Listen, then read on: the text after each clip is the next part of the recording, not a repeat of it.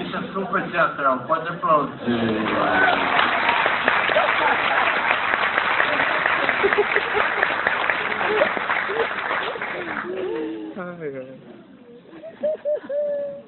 Mas isso é o pintor couro de Roda Viva, que era extremamente vigoroso. Era um couro que era mais importante que a protagonização. E na protagonização tinha gente boa, tinha Marieta Severo, tinha o Antônio Pedro, tinha o Flávio Santiago, mas o Pereio e o couro é que conseguiam. Né? E o couro parecia um time de futebol, um time de Barcelona, esse nível de futebol, mas de teatro. E acabou com essa coisa palco, plateia, passou a tocar nas pessoas. E ó, como se faz? Como se só duas coisas têm valor na vida: comida, bebida, comida, bebida. Comida é terra, demi terra, vossa velha conhecida, que vocês chamam pelo nome que os apraz. Pois comida sólida, ela dá de beber, ela dá de beber, ela dá de comer aos mortais. Agora soma para multiplicar a bebida que o filho de Sem ele trouxe do fruto molhado da vinha, embebedando os mortais e liquidando os seus ais, trazendo o sonho e o apagamento dos endividamentos de cada dia. Um Deus que aos deuses se dá, um Deus que se põe a dispor a melhor drogaria para dor.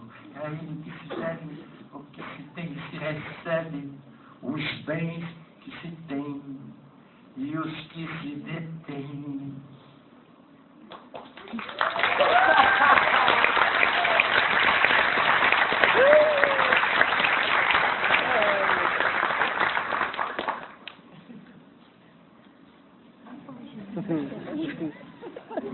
Messias, Messias, que se pegue. Muito reflexo nessa fala de que tem mais de 2000 anos. Messias que se bebe. Oh, Ganimedes, o Deus dos Gascões.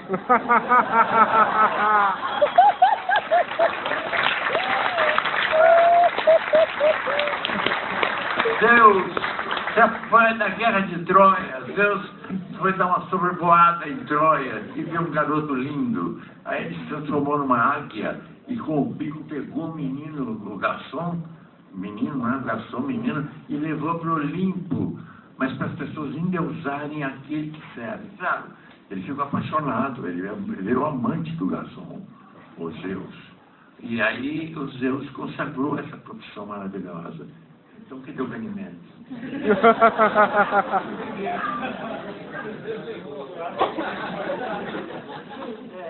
Ganimedes faz uma coisa.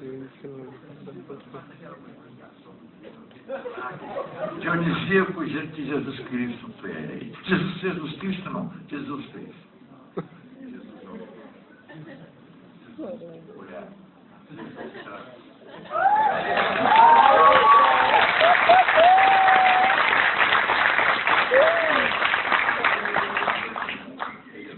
Ele fazia química. Ele faz alquimia.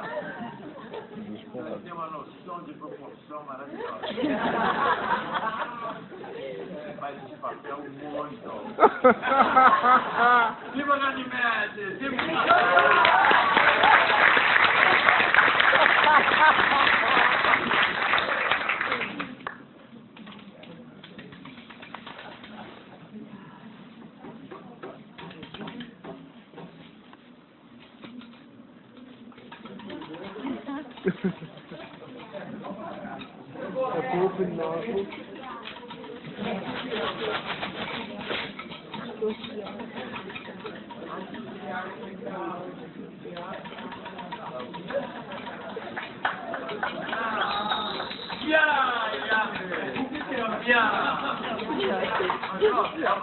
Um segredo de Dionísio maravilhoso.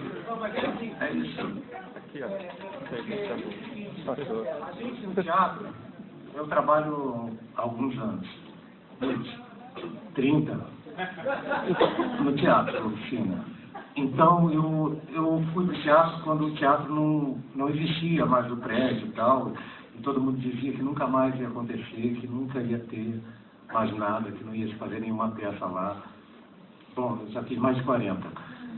Mas não é isso, mas a gente abriu o teatro, ele ficou numa enrolação de uma obra que não acabava nunca.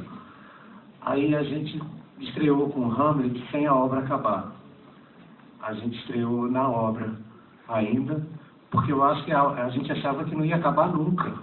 Aquele negócio ia ficar para sempre. Então, eu acho que a gente fez a mesma coisa e, sei lá, dá certo. Não, quer dizer, não dá certo para uma série de coisas, né? Mas para outras dá. Então, eu acho que vai em frente aí, ocupa mesmo. É o quê? Ocupar o quê? Como é que é o nome? Iac. Novo? Iac. Novo Iac. É isso aí, ocupa mesmo. Então, primeiramente...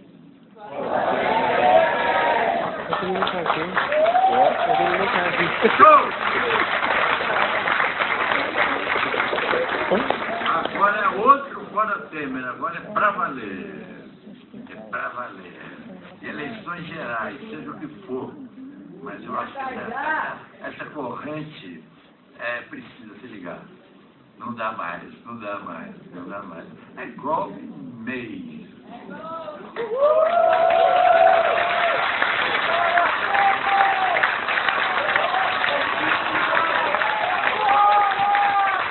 Nós que fazemos teatro, estamos dando corpo, estamos fazendo esse encontro com pessoas ao vivo,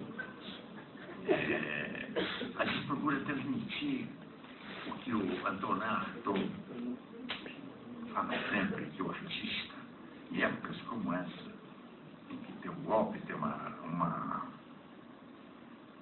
classe, enfim, da metade para cima da riqueza, faz assim, parece que é 0,1% em todo o dinheiro do mundo, depois vai ter aquela que faz no golpe, né?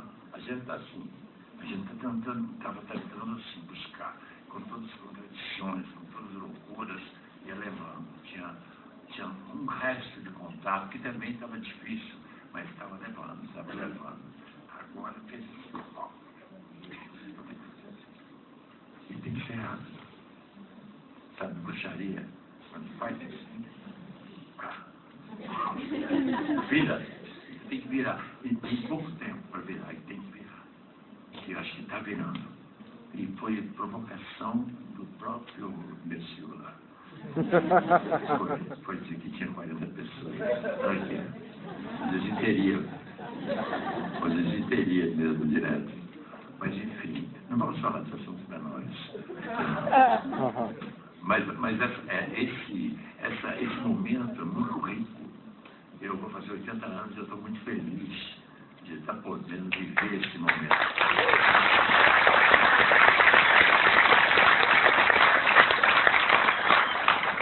Você vê que as pessoas se reúnem novamente, se acordam novamente, se buscam novamente.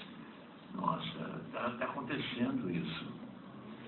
Até antes desse golpe, as coisas estavam muito seccionadas, cada um estava voltado exclusivamente e desesperadamente para si mesmo, para o seu projeto de vida, tudo. E de repente essas coisas provocaram esse movimento, principalmente a partir, mas antes mesmo, né? Porque a Dilma nunca governou. Desde que ela venceu a eleição, que tinha direito para o governo. O direito existe. Assange, o Snowden, eles conhecem muito bem todo o sistema econômico, precisa inclusive da guerra, porque a guerra é para defender, porque sempre parte do princípio que uns vão entrar, mas outros têm que sair, e tem que sair à força. Não existe capitalismo sem um exército, um Estado militarista. O capitalismo depende do Estado militarista. Porque o capitalismo agora, inclusive, ele atingiu uma desigualdade que veio com o capital de especulação, de gente que não trabalha, mas especula. Então, ele deu um salto em torno do capitalismo que era da época da terra, da propriedade da terra, das indústrias, é da pura especulação. Então, e para manter a especulação viva, é preciso ter uma organização burocrática, uma máquina de poder, assim como essa que está construída agora, e que é uma máquina de captura. Inclusive, a captura os corpos das pessoas, captura a mente das pessoas. Então, o corpo do teatro ele não pode se deixar capturar. Quer dizer, evidentemente, o teatro mainstream, ele está copiando, ele está fazendo enlatado americano, entra dentro da lata, faz lá, mexe, todo mundo tira a perna, levanta a perna no lugar certo, canta aquela musiquinha, e tudo bem,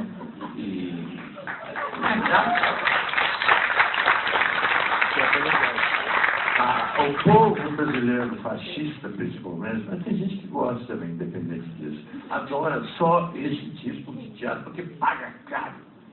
Paga caro porque vem da Broadway.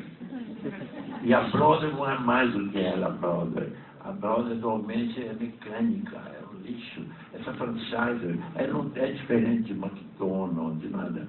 No entanto, isso domina a cena, como também a estruturação da mentalidade da má contra o bom contra o mal. A Globo capricha.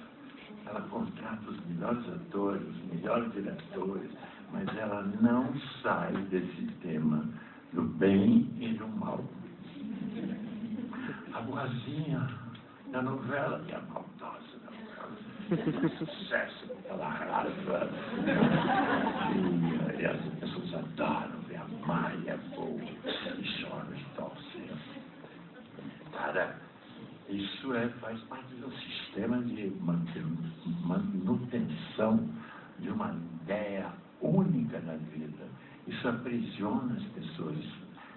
Faz o seguinte, as pessoas estão capturadas.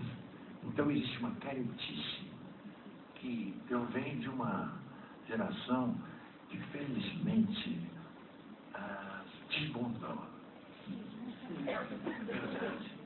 Desbundou. Porque tinha duas. A gente era assim, né? Tinha os que queriam a luta armada, que ninguém aguentava, a mesma geração. E os que não queriam a luta armada, queriam libertar o corpo dessa estrutura. Aí, desbundar é um fato político extremamente importante. Porque a gente é formado de uma maneira, por exemplo, eu fui formado, minha mãe era muito católica tipo Espanha mesmo, tipo Castigo, essas coisas todas. Meu pai não era legal, minha mãe era índia. Então, a geração do ano 50, a cada geração do ano 50, mas você vê um filme antes daquele cara do rock, do Brown Around the Clock, que é feito assim com o cabelo na pastinha, né? Aqui. Depois veio o Elvis Presley, e aí começou a sacudir. Mas era uma caretice, gente. Que você não imagina, as pessoas seguiam modelitos da sociedade de espetáculo e através do cinema americano, era o cinema americano que fazia o comportamento mundial. Teve uma fase muito boa, que foi do começo do cinema americano, que era um cinema libidinoso, mas logo entrou a censura, proibiu as cenas de interior das casas, nem os casais podiam ter camas juntas, eram camas separadas. Essa lei, então, dominou até os anos 50. Né? E foi quando começou a quebrar, quando surgiu aquela interpretação do James Dean, do Marlon Brando, da Marilyn Monroe, toda aquela coisa, né?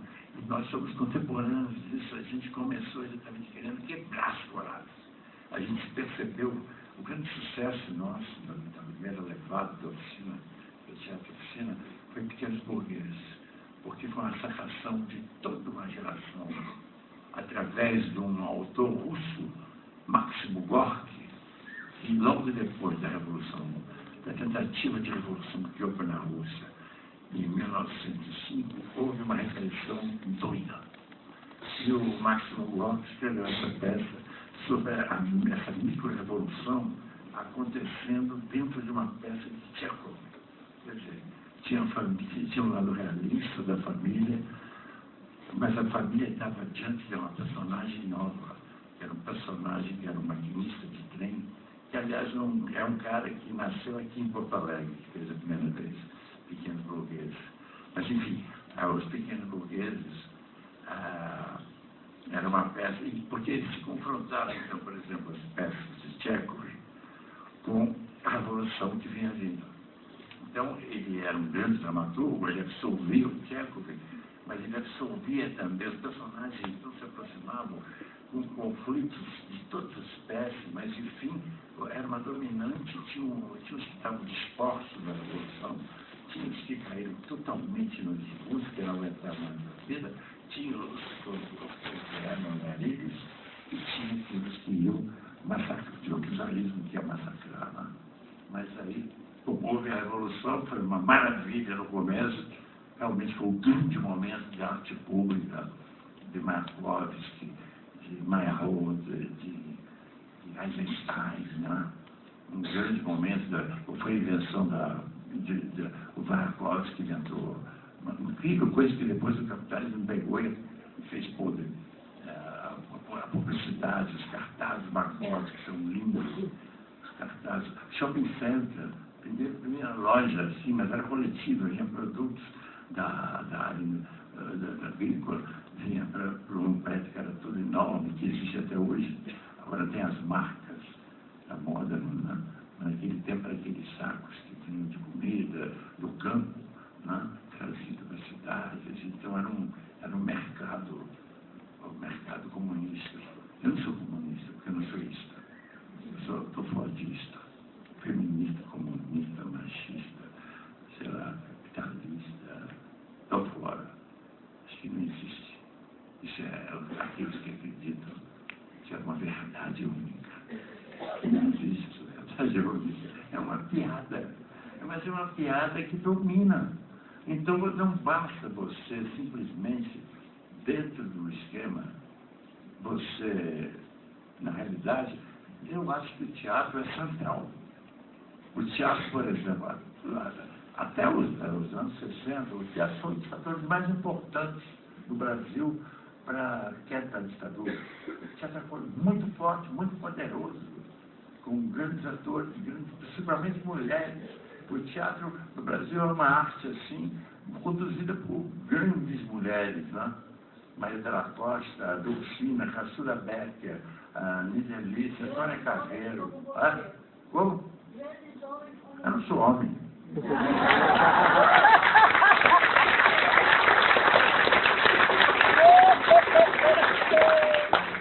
Sabe por que eu não sou homem? Porque eu aprendi outro dia com os índios que estiveram lá na oficina, que são para mim a vanguarda, né? Nesse momento, que não existe vanguarda. Eu acredito mais no eterno retorno, de você retornar, do teatro retornar ao seu corpo, do teatro retornar à vitalidade, as pessoas olharem, ouvirem, verem, se deslocarem, enfim, vivo, tudo vivo assim, né? Tudo autêntico, vivo, contraditório, maluco, mas vivo ao lugar disso, como diz o Arthur, ao lugar do anarquista coroado. Por exemplo, nós estamos fazendo uma peça que é bacante. Bacante é um festival do Deus do Vinho de Olinda. Nós levamos 13 anos para trabalhar, porque e nós estamos fazendo 20 20 anos de bacantes. Sabe o que a gente criou? É difícil fazer porque o mainstream tem outra concepção de teatro. É mercado, não mais nada. Ou então aquela vanguarda abstrata. Mas enfim. O que eu falava? Os 20 anos de bacante. Bacante, exatamente, 20 anos de bacante. Então, nós estamos 13 anos. Tem 33 anos de bacante. Mas ela estreou há 20 anos atrás, no Teatro Grego de Ribeirão Preto. E, na realidade, o que nós criamos foi uma macumba de Dionísio. É verdade. É uma macumba de Dionísio. Ela tem sido feita várias vezes, em vários lugares do mundo. E ela é sempre um sucesso absoluto. Porque é o seguinte, é um rito total. O fundador do Teatro Oficina estreou muito bem com Marcelo Drummond fazendo Hamlet, um Hamlet maravilhoso. Mas nós tínhamos descoberto Dionísio já. Então a gente, onde tudo se realizou no que a gente chama hoje de tragicomédia orgia. Electrocandomblé. Então, não, é bacante.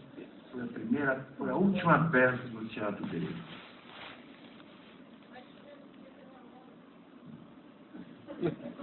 Mas é o seguinte, como é que é?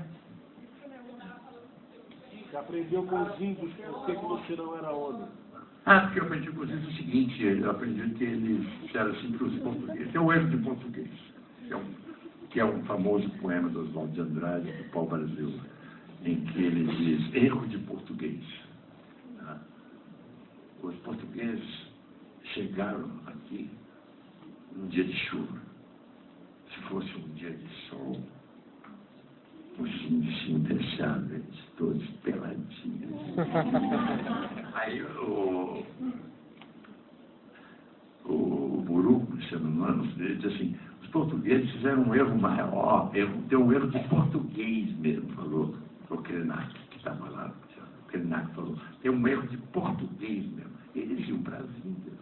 Depois das primeiras pessoas que eles viram, eles achavam que eram índios da Índia. E não existe índio da Índia. Os índios não aceitam mais ser chamados de índios. Eles são buru. O que é buru? Gente. Claro, é uma gente que é Caruara, outro que é Tupinambá, outro que é Guarani, outro que é assim, outro que é Yanomami, né? Tem tudo isso. E cada vez mais o teatro oficina e o teatro de Bezerro, esse ritual nos leva exatamente, porque foi exatamente, essa revolução começou com o Rei da Vela, trazendo Oswaldo de Andrade, trazendo o Manifesto Antropófago. E esse Manifesto Antropófago, que o Oswaldo de Andrade diz explicitamente, eu não sou mais modernista. Eu sou o primeiro pós-moderno do mundo, porque eu estou lá atrás. Eu acredito que tem que ter na antropofagia. Só a antropofagia nos une. O ritual antropófago. Porque aquele ritual da comida lá, inclusive o inimigo é sagrado, e ela é um rito religioso. O inimigo é sagrado, é engordado, se dá às mulheres, com quem o índio quiser amar, foder, ele fode, o que ele quiser comer, ele come, ele é totalmente sagrado. Né? Porque aquele cara que vai ser comido já comeu muita gente dele. Então ele vai atrás do que foi comido também. Quer dizer, Oswaldo de Andrade diz a vingança no Manifesto Antropófago, a justiça é a descodificação da vingança. Eles não faziam isso por vingança. Eles faziam isso exatamente como um rito sagrado. Eles comiam os próprios filhos, que achavam absurdo os filhos ficarem enterrados na terra. Eles têm muito essa ideia de que o que move o mundo animal, o humano, é a comida. Como ele diz, para trepar e para comer, todos nascem preparados. Ele diz isso no Homem Cavalo, não? Oswald de Andrade. Mas, então, a partir daí, a gente entrou num caminho completamente, veio Roda Viva, veio o coro, logo depois, e aí nós começamos a trabalhar com coros, e o coro era muito intenso. Depois, esse coro foi extremamente reprimido. Nós fizemos Galileu Galilei com esse coro, misturando o que se chamava os atores protagonistas, como se fosse, hoje em dia se fala celebridade, enfim, mas os atores protagonistas se misturando aos coros. Foi muito difícil, porque se perdeu a ideia que a origem do teatro é o coro, é a multidão. É a multidão fazendo os ditirambos. É batucando. É igualzinho o que é a baiana. O que é a baiana. É o nome de Dionísio. São duas curtas. E duas longas. É porque o Zeus pegou a semente, fudeu com Deus, era uma mortal. Ela quis fuder com ele como Deus. Ele falou que era perigoso, mas ela quis, ele fudeu com ela. E ele deu um raio quando ele gozou, que partiu a barriga dela.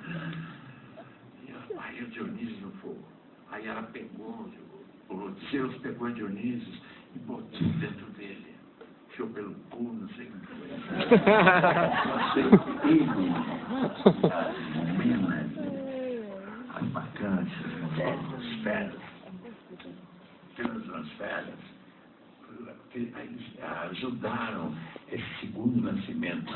Não, porque ele tirou ele do fogo, jogou na água, trouxe para o peito e gritou assim: Titirambu.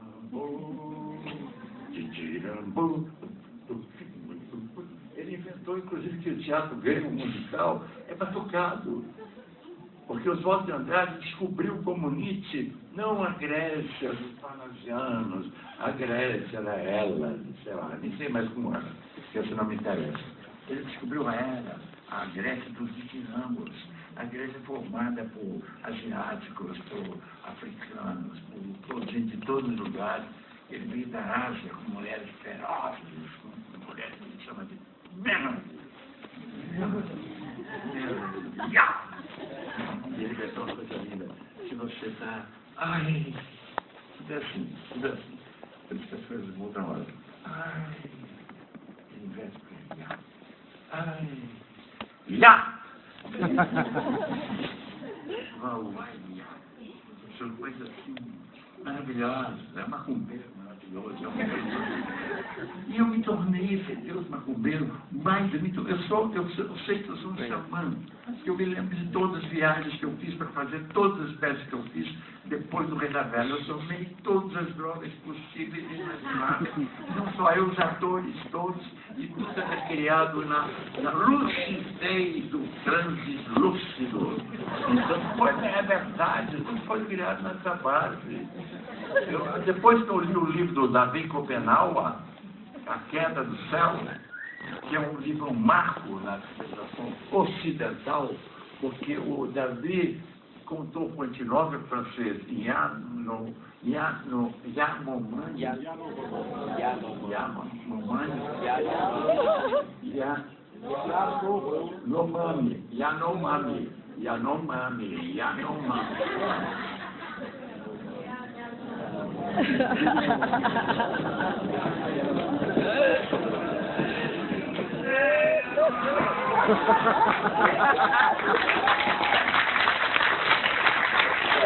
Esse livro, ele conta todas as viagens que ele fez com as drogas xamânicas. Aí eu lembrei de todas as peças que eu fiz depois da Rei da Vela. Eu fiz como eu estou agora, eu acabei de tomar um baseado, me dá uma lucidez.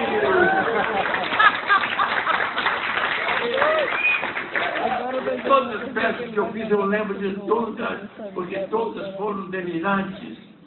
Era um teatro realmente, era bruxaria, feitiçaria pura, feitiço da vila. Feitiço. Teatro é feitiço. E nesse momento, o ator, que sabe muito bem que é isso, porque ele passou pelos traumados do México e tomou peiote, ele ficou besta de ver aquela roda vindo, rodando, peidando, alegre, e quis levar para a Europa, foi preso, deportado e passou 9 anos no hospício. Depois deixou uma obra para nós da humanidade, que é o que nós estamos fazendo essa peça, que a gente tinha que trazer para o Brasil todo, essa peça, para dar um fim do juízo de Deus, o juízo de Deus, que a gente trabalha com as máscaras do juiz Moro, do juiz... Como é que chama aquele outro? Não, Gilmar Mendes, claro, Marcelo faz papel de Gilmar Mendes. Já não, toda essa, o tal, que eu não vou ler dizer o nome, o Fora Temer, e etc. Então, ele diz o seguinte, que nas épocas como essa, o artista tem que buscar o inconsciente da época. E eu acho que o inconsciente desse tempo, eu tenho certeza, uma coisa que você encontra no corpo, é insurrecional. É de insurreição. Insurreição é uma coisa muito bonita, porque vem do corpo. E o teatro tem que assumir a insurreição. Precisa, porque é um momento de insurreição. A humanidade inteira, o mundo todo está sofrendo isso. Não é só no Brasil, é o mundo inteiro. E no mundo inteiro está acontecendo coisas absurdas até. Está louco, porque ninguém aguenta mais essa verdade única, esse establishment, esses 1%, essa gente rica, oprimindo, miserável, essa polícia batendo. Não tem nada a ver com a vida, é outra coisa, cara. Então, tem que ter uma insurreição. Não aceitar ser capturado de maneira nenhuma. As verdades são milhões, não existe verdade. A verdade, meu amor, mora num poço. Foi Pilatos, na Bíblia, quem me diz que morreu assim que tem pescoço o infeliz autor da guilhotina de Paris. Noel Rosa. Maravilhoso. E bacana foi buscar nessa sabedoria, na sabedoria da música indígena, do ritual indígena, do ritual africano, do ritual afro-brasileiro, da música pop. Trouxe tudo para o teatro, porque o teatro era isso aqui, cara, palco e plateia. Aqui geralmente fazem peças de sala de visita, living room. As peças das pessoas chegavam tomando uísque, conversando, enfim, ficando bêbadas. O drama is over. Assim acaba o drama e a dramaturgia de toda essa dramaturgiada. Eu pensei agora na Adelaide Amaral. Você tem uma pessoa chamada Adelaide Amaral? Uma autora? Ah, não, eu falei o nome inteiro. Não, mas acaba a dramaturgia. E assim começa a tragicomédia. Hoje há muitos são santos, todos vivemos muitas das ações, surpresa dos dedos, como esperamos, nunca acontece, mas por inesperados deuses sempre abrem os caminhos. E assim acaba o drama e a dramaturgia. E assim começa a tragicomédia. Hoje é marcantes. Se você entra naquilo, você não sai mesmo. É um ritual da origem do teatro. O autor, que foi Eurípides, era um homem que começou a fazer a decadência do teatro grego, porque o teatro grego tinha uma densidade muito maior. O Sófocles, o Esquilo, Mas aí ele começou a fazer peças mais papai e mamãe, propriedade, drama, ciúme, inveja. Mas ele foi, sei lá, para Macedônia, e na casa dele ele ouvia barulhos de um terreiro de velhas bacantes que foram muito reprimidas. Dionísio I foi um deus completamente reprimido no tempo dos primeiros anos da Grécia. Ele começou a ser aceito exatamente quando apareceram os tiranos, tipo ACM, Jesus Vargas, os tiranos que têm um certo esclarecimento, e os demagogos, e que queriam chegar ao povo, porque ele era popularíssimo. Mas ele só foi para a cena quando chegou a democracia. Mas não se engane com a democracia grega. A democracia grega, da República de Platão, que é o oposto de Dionísio, porque ele descobriu então esse rito, e ele escreveu, e nós fomos descobrir que esse rito realmente, você fazer esse rito, você passa por um processo exatamente de tanto quem faz, como depois quem vai ver, porque entra no rito, é inevitável, né? Ele tem 3 partes, ele dura quase 6 horas. Mas ele o tempo todo agita, e as pessoas entram, passam por vários, que ele chama de extágios, várias casas, não? E vão passando por várias mutações.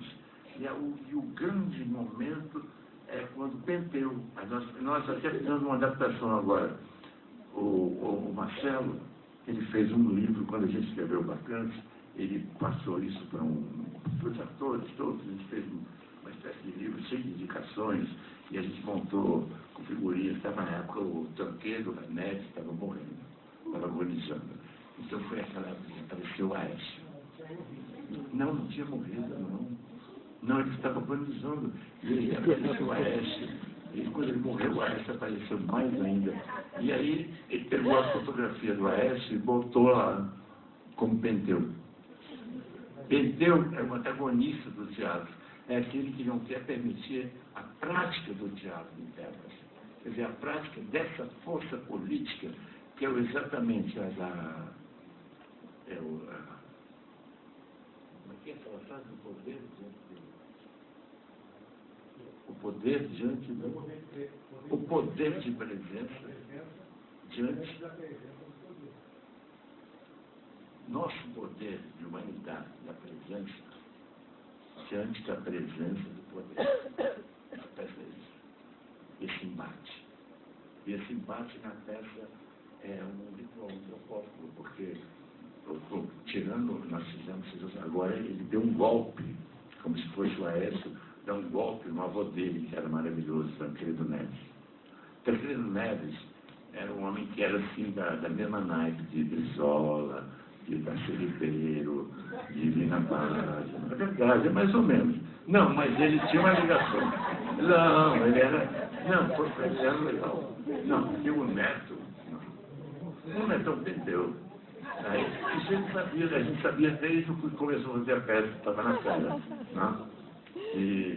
Porque é o seguinte, essa gente fez a Lina de bode. A Lina, Dilma de bode. Nós todos somos bodes. Não tem um ser humano que não esteja sujeito a bullying e a modificação, vai ser culpado disso, porque a gente vive na própria novela da Globo, alguém é culpado de alguma coisa, e sempre alguém é culpado de alguma coisa. Precisa sempre... Nós fizemos uma peça chamada Andorra, logo depois do golpe que eles passavam o comunismo, que era o seguinte, quando se tem mais medo da desgraça, quando se tem mais medo da mudança do que da desgraça, quando se tem mais medo da mudança do que da desgraça, o que se faz? Cria-se um bote expiatório. Isso, os judeus foram bote expiatório dos nazistas. Agora, a Dilma foi o bote expiatório desse golpe. Ela precisava ser culpada de tudo. Você tinha dor no pé, Dilma. Qualquer coisa, Dilma, eu tenho uma admiração porque essa mulher aguentou até agora. Eu só queria que ela desmontasse, porque ela está maravilhosa, ela está linda, chegando lá na cidade dela, na cidade dela. Não, ela mudou, ela não queria. Você via aquelas fotos maravilhosas, ela descobrindo a cara, e ela linda, jovem, era linda.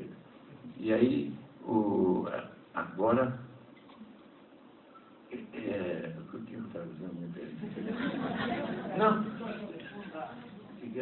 Não, ela começou tendo uma loja, depois ela foi ser tecnocrata, estatística. Não, mas depois do que ela viveu agora, o que aquele corpo viveu agora, eu estive com ela na casa do cientista Rogério Siqueira Leite, que reuniu uma série de intelectuais, artistas, etc. Ela está maravilhosa. Eu não sei porque essas pessoas usam marqueteiro, é uma besteira. Porque essas pessoas têm que falar ao vivo, mas falam de gente. Não, tem que ter uma musiquinha atrás, uma coisa assim. É o que gasta uma fortuna nessa porcaria. Por exemplo, o Lula precisa de marqueteiro? Não precisa. Ele fala. É um dos caras que melhor fala no Brasil. É um dos caras mais cultos da língua brasileira, eu acho. Ele é do Caetano, da reunião dos antropólogos. Ele fala magistralmente bem, principalmente quando ele esquece o cristianismo dele, vira cobra. Quando ele vira cascavel, quando ele vira escorpião. Qual é o bicho? Jararaca, ele é divino. É um demônio maravilhoso. Ninguém fala como ele. Um grande, só Brizola falava bem como ele, mas era outra coisa. Não tem coisa melhor ou pior. Não tem melhor ou pior, não. A eloquência do Lula é uma coisa. Ele entra numa multidão, não sei lá o que acontece. Ele é muito eloquente. Mas, enfim, essa eloquência toda está sendo modificada. E através dessa eloquência, os artistas, que são considerados vagabundos,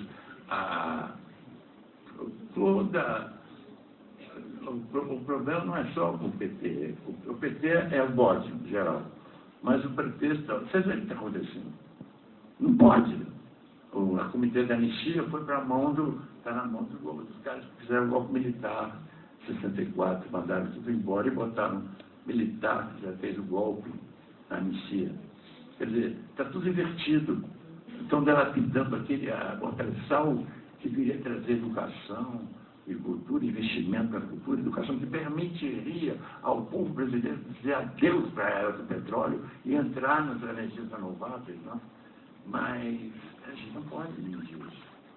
E o teatro é um lugar onde existe uma força muito grande, você viu a potência desses atores. Na vara da carne, é uma potência muito grande, praticamente toda essa coisa absurda que é a tortura que é a condição que as mulheres sofrem, dos machões, porque não é só no puteiro, isso tem na família. O Plínio Marcos bota isso no puteiro, mas nas famílias tem isso. Então, hoje tem uma percepção muito grande disso. As mulheres são fisicamente acordadas e aptas, estão prontas. Nós fizemos uma peça mistério gozosa. Olha, desde que eu fiz Céu das Cidades, teve no Frontal, com a Islanande, tão lindo. E depois Barcanos também, nós trabalhamos muito com o corpo livre, de roupa lá. Que é o figurino, às vezes é o figurino da verdade, então não faz sentido. Imagina aqui todo mundo pelado assistindo, se pudesse. Essa aí é ótimo também. Está todo mundo de roupa, mas está muito bonito também, porque está meio frio e tal. É verdade, pega um calor, pega uma peça com bacanas aqui, cara. Muitos vão entrar na roda. Cantando o choro número 10 de Vila Lobo. Mas, boa noite. O que tem bacana? É que é um problema aqui. Traz como? Traz como? São 60 pessoas que não tem. Mas aqui já tem mais de 60 pessoas, acho que esse aqui. Não, é o seguinte, está acontecendo uma coisa que eu comecei a dizer a vocês. Não, é o seguinte. Não, é difícil mesmo. Está numa fase Não tem dinheiro em lugar nenhum para não tem teatro. lugar nenhum para trazer. Pegar 60 pessoas numa cidade, levar para outra, tem que alimentar, hospedar, transportar. E aí acabou, tá? Vocês levaram o Gil para Brasília, não levaram? Tinha o patrocínio da Caixa Econômica. Foi a Caixa Econômica brasileira. Não, não é. Porque, veja bem, a gente está fazendo... Como? Mas eles fazem aquele Caixa Cultural, fazem digital. Eu fazia agora, claro que a gente não passaria. Não sei, Agora, não pode perder esse super objetivo. Agora é para tirar. E eles estão sabendo disso.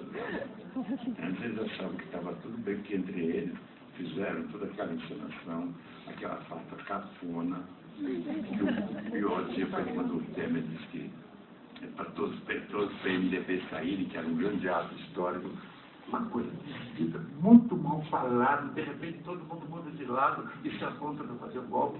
Não teve assim uma fala bonita, um discurso, uma razão. Foi toda uma coisa cafona, uma coisa brega, que depois foi exposta para quem todo mundo no Brasil viu o que é esse Congresso brasileiro. É a coisa mais asquerosa produzida no Brasil até hoje. Isso basta quem vê na televisão aqueles caras falando em Deus, a família, não sei o quê. É tudo corrupto, cara, tudo bandido. Gente que não tem talento político, que não está ali porque está interessado em submeter a ordem vigente do mundo a ser empregado, a ser patrão, a receber ordens, etc. Um nível realmente muito baixo. Para falar essa pessoa, para falar em educação, em cultura, não tem a menor ideia do que se trata. O cinema está maravilhoso, retirar os filmes todos importantes para que fosse o aquário para Hollywood. Quer dizer, está havendo um movimento real. Então é necessário. O teatro é uma coisa, e não é fazendo, por exemplo, panfletagem. Nós fizemos atos culturais no teatro que não tinha nada a ver com essa história de questão de ordem, que a gente vai falar agora, companheiro, amigo dessa coisa toda. Não tem mais isso. Quem liderou essas artes culturais foi um ator palhaço maravilhoso, o Mariano Matos, que é um trançapinho, que traz periferia, traz vem o pessoal do hip hop, vem o pessoal do funk, vem candomblé, vem Augusto, a Marina Chauí, que se viu um ambiente que o teatro lotado, um ambiente assim maravilhoso. Quer dizer, o teatro é poderoso, tem poder, porque quem tem poder as pessoas que acreditam nisso, porque outros querem, só como diz os índios, com aquela mercadoria aqui, a ditadura da mercadoria, eles não têm poder físico nenhum. O poder deles é a PM, a burocracia, não pode, é uma coisa mole, a coisa indecisa, a coisa para ajudar, para dar uma ajuda, para dar umas flores, uma coisa de fiasco. Agora, gente, o teatro é uma coisa que empina a gente, se põe diante da gente. Eu estou agora, por exemplo, com vocês, eu não preparei nada. E a coisa que nasce é aquela que está nascendo agora. Depois de vocês verem o espetáculo que deve ter mexido profundamente com vocês, porque esses atores, eles trabalham de uma maneira de virar para ver as pessoas mesmo quando eles estão no palco. Porque na oficina é pequenininho. Se pegou um canto, se fez o quartinho, é uma coisa para quase 70 pessoas, né?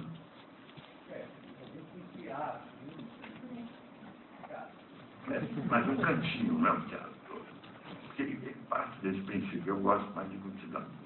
Mas multidão é caro. Então, por exemplo, eu estou, pela primeira vez, trabalhando tanto em minha vida, estou fazendo um filme e vou dirigir Bacanas. Estou dirigindo e vou atuar em Bacanas. Tudo ao mesmo tempo. E eu estou para sobreviver, a minha companhia, tudo. Eu tenho trabalhado, feito um cão, e todo mundo na companhia, os músicos principalmente, você não pode contar para você, porque eles têm shows, tem todo mundo que sobreviver. Então é uma tragédia, porque acontece que o teatro, para ter as condições de ter as pessoas juntas e encerrar, está custando muito caro, está exigindo muito esforço. Eu tô muito cansado. Eu estou só assim alegre aqui porque estou aqui falando. Que mesmo baseado. Meu filho. Hoje eu posso tomar, não posso cheirar, não posso viajar de alucinógeno que eu adoro. Eu vago, mas eu faço constrictor e eu sou cardíaco, já estou mais capaz.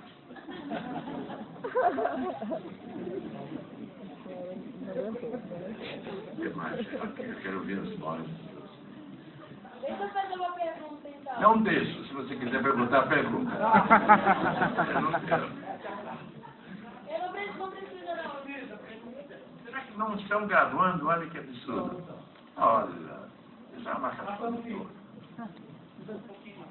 Pouquinho grava tudo, cara.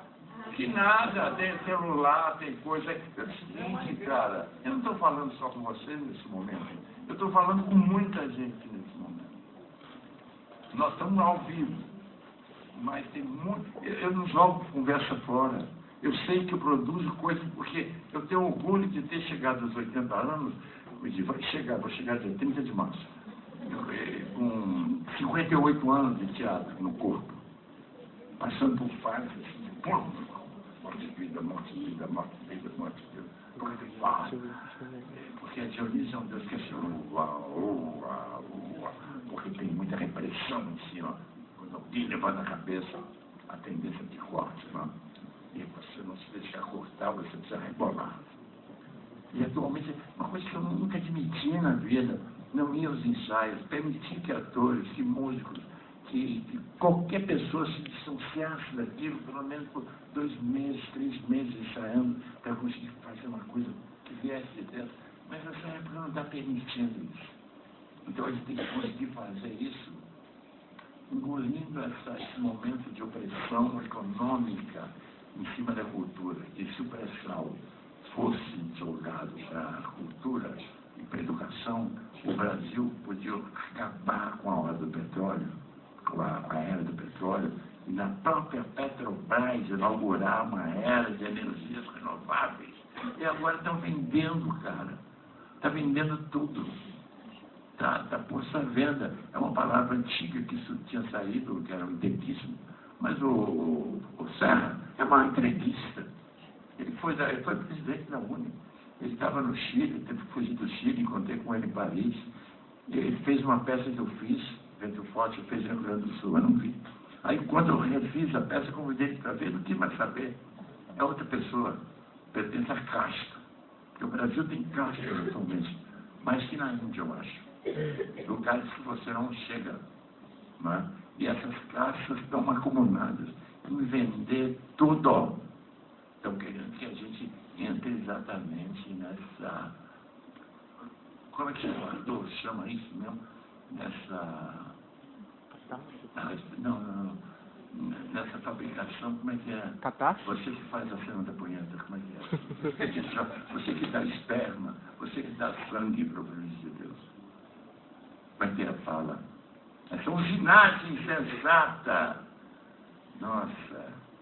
Não, é o seguinte, porque ele faz o papel do menino que vai doar sangue para a fecundação artificial, que vai ficar guardado em tubos para se criar soldados. Que os americanos têm esse projeto de formar soldados. Eles estão fazendo diferente porque eles mandam os negros para a guerra. E ficam lá atrás nas máquinas comandando. Né? E porque, por exemplo, o Roderick, vem cá, fala da guerra. Isso que você falou.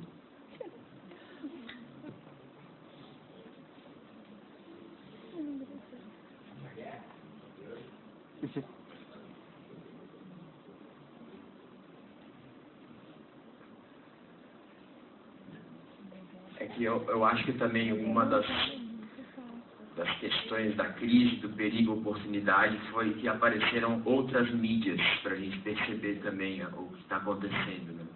Então,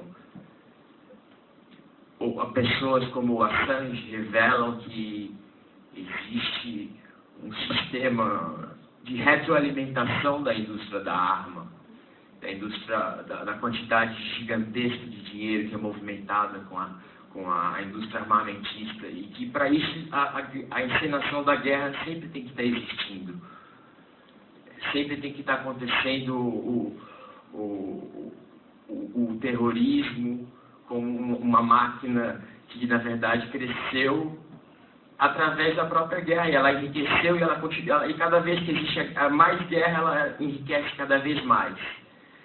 E existe o monopólio de algumas empresas, entre elas a Fundação Rockefeller, os Clinton, os Bush, os Trump, todas as grandes corporações midiáticas.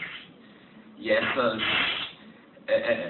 precisam gerar o terror e o medo da guerra para que se justifique todos os investimentos massivos nisso. Então, é uma questão de mercado a guerra. E mesmo o que eles dizem combater, que é o próprio chamado terrorismo, é interessante economicamente que ele exista, né? Ele precisa existir para que gire a máquina mais apurada da monogamia, da monocultura, do Deus único, da verdade única.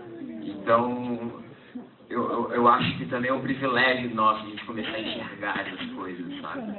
A partir dessa crise que vem agora, que na verdade é só uma casquinha que está acontecendo.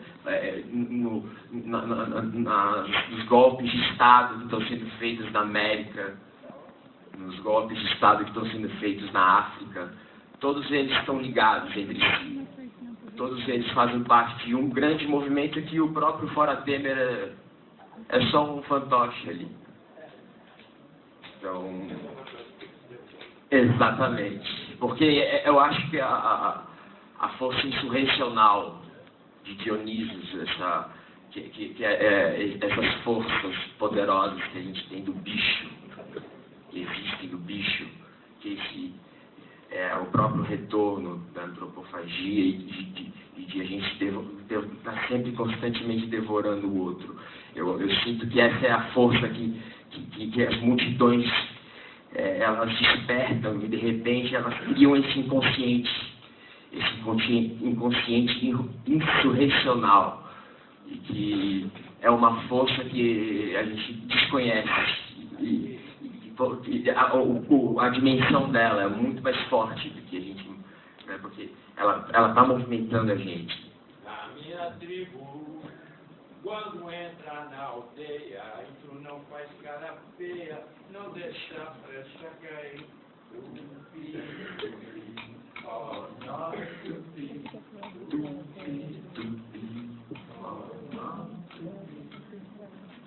não sei se vão, não sei se fico, nada ainda explico nessa frase ardente.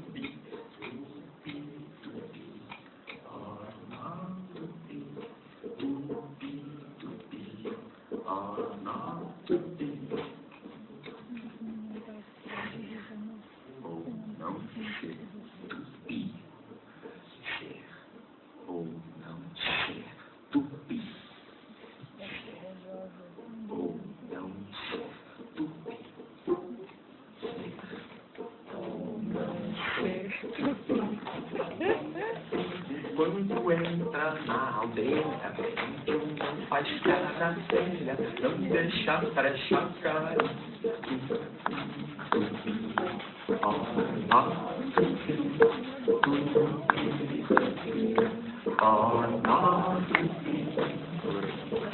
Não sei se vou, não sei se estou, não sei se fico, nada ainda explico nessa frase ardente.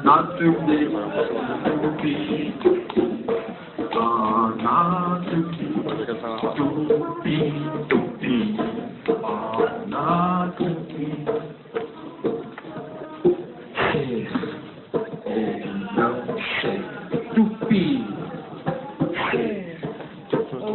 não sei.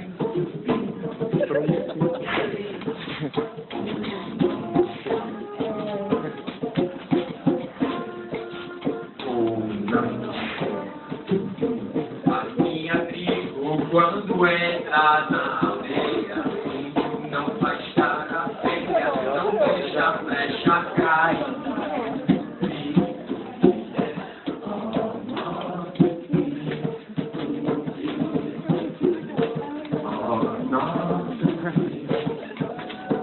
Não sei se vou, não sei se estou, não sei se fico, nada ainda explico nessa frase ornantubi.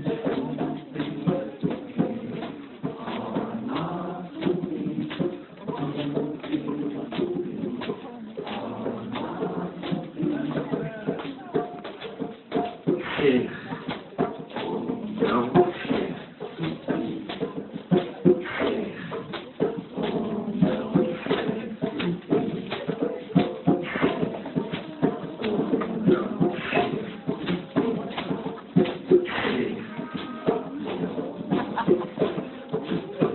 A minha tribo quando entra na aldeia, índio não faz cara feia, não deixa a flecha cair.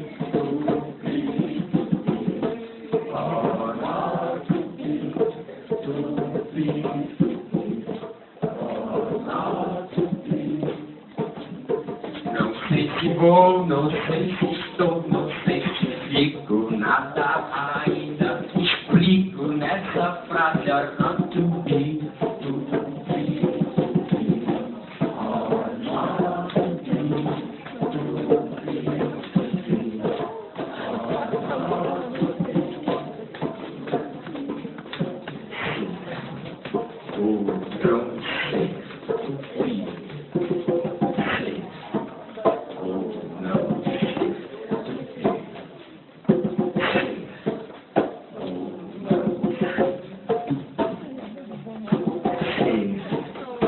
Ou não sei. A minha tribo quando entra na aldeia, índio não faz cara feia, não deixa a flecha cair.